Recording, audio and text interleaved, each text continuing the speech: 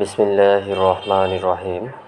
প্রিয় শিক্ষার্থীবৃন্দ, আসসালামু আলাইকুম ওয়া রাহমাতুল্লাহি ওয়া বারাকাতুহু। আশা করছি আপনারা সবাই ভালো আছেন। আমিও ভালো আছি, আলহামদুলিল্লাহ। আজকে আমাদের আলোচনার বিষয় ওয়াশিং মেশিন সম্পর্কে।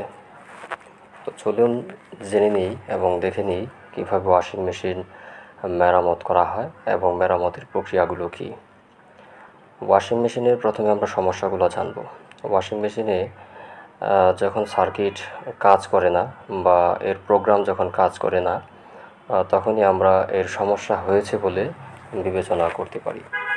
তো ওয়াশিং মেশিনের সাধারণত সমস্যাগুলো হয় যে এর power button, start button, programme, water level, spin, wash, তারপরে হচ্ছে রাইজিং, এই জাতীয় যে বাটনগুলি থাকে সেই বাটনগুলোর কোনো একটা হয়তো কাজ করে না, হয়তো পাওয়ার সুইচ কাজ করে না, অথবা পাওয়ার সুইচ কাজ করে স্টার্ট অফ এগুলি হয় না।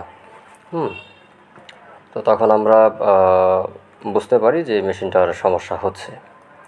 তো এগুলির অনেক ক্ষেত্রে দেখা যায় যে ভিতরে পিপিলিকা অথবা তেলাপোকা প্রবেশ করে এদের সঙ্গে যে জলীয় কণা বা পানির যে একটা অংশ যাওয়ার পরে সেখানে শর্ট সার্কিট হয়, অনেক ধরনের সমস্যার সৃষ্টি হয়।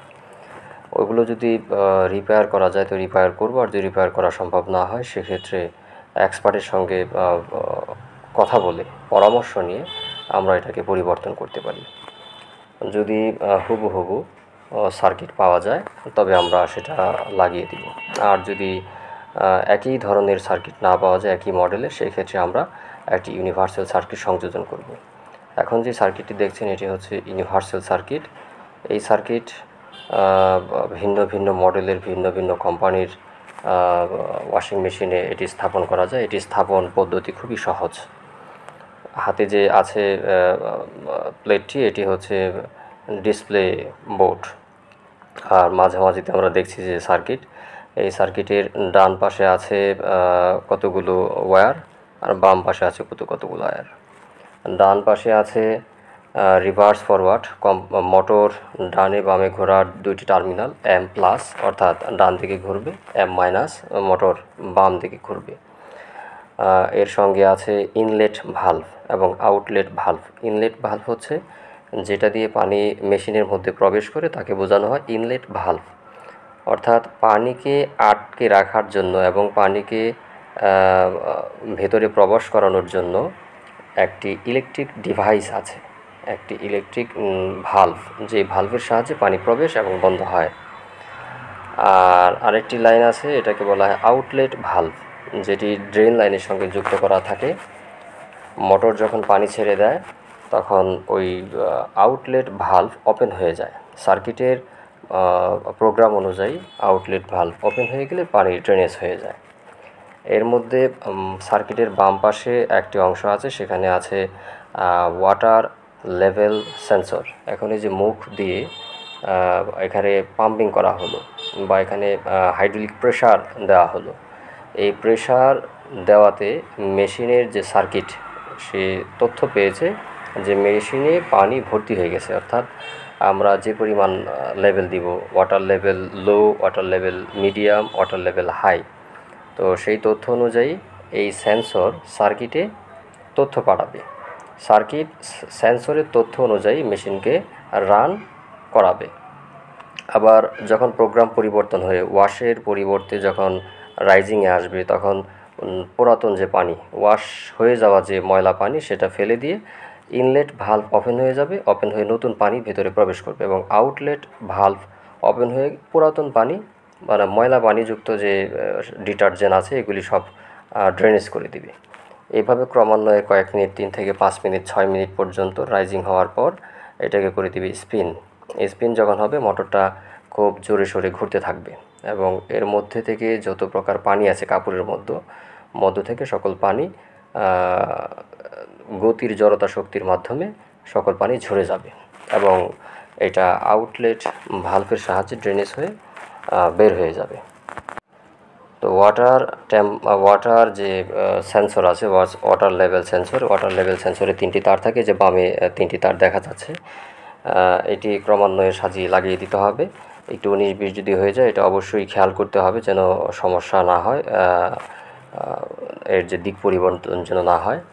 আর এটি হচ্ছে AC contractor, AC inlet water valve.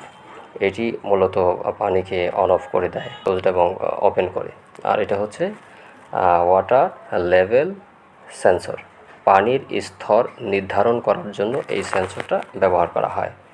এই সেন্সর যদি খারাপ হয়ে যায় সেক্ষেত্রে মেশিনের মধ্যে পানি সবসময় অনবরত পানি ঢুকতে থাকবে, অথবা দেখা গেল যে মেশিনের লাইন আসছে কিন্তু মেশিন অন হচ্ছে না, এই জাতীয় সমস্যাগুলো দেখা দিতে পারে। আর এর তলদেশে আছে বা নিচের অংশে আছে আউটলেট ওয়াটার ভালভ। এই যে দেখা যাচ্ছে বাম অংশের নিচে আউটলেট ওয়াটার ভালভ। আর এগুলি হচ্ছে এটা হলো মোটরের লাইন, রিভার্স ফরওয়ার্ড যে মোটর আছে ওয়াশিং মেশিনের মোটর, এই মোটরের লাইন এটি। আর এটা হলো আউটলেট ভালভের লাইন। আর এটা ছিল হিটিং অপশনের লাইন, এটি এখন বাদ হয়ে গেল। আর নিচে আছে একটি ক্যাপাসিটর এবং আউটলেট ভালভ।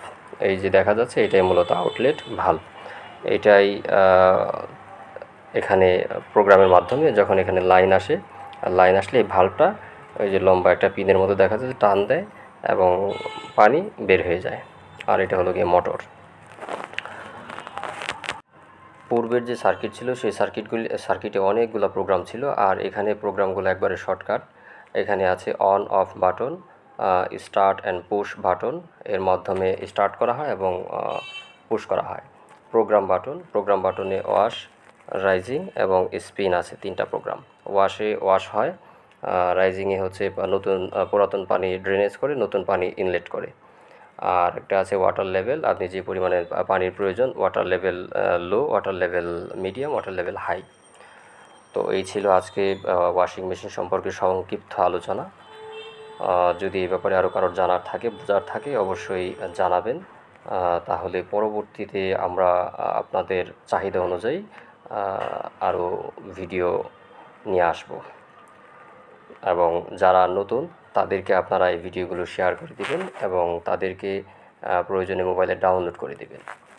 আমাদের যে ফেসবুক পেজ আছে বিডি টেকনিক্যাল নলেজ, এবং ইউটিউবের চ্যানেল ভিডি টেকনিক্যাল নলেজ, সেখানে এই micro oven, washing machine, split AC, window AC, refrigerator অসংখ্য ভিডিও আছে, সেখানে আপনারা আরও ভিডিও দেখতে পারেন।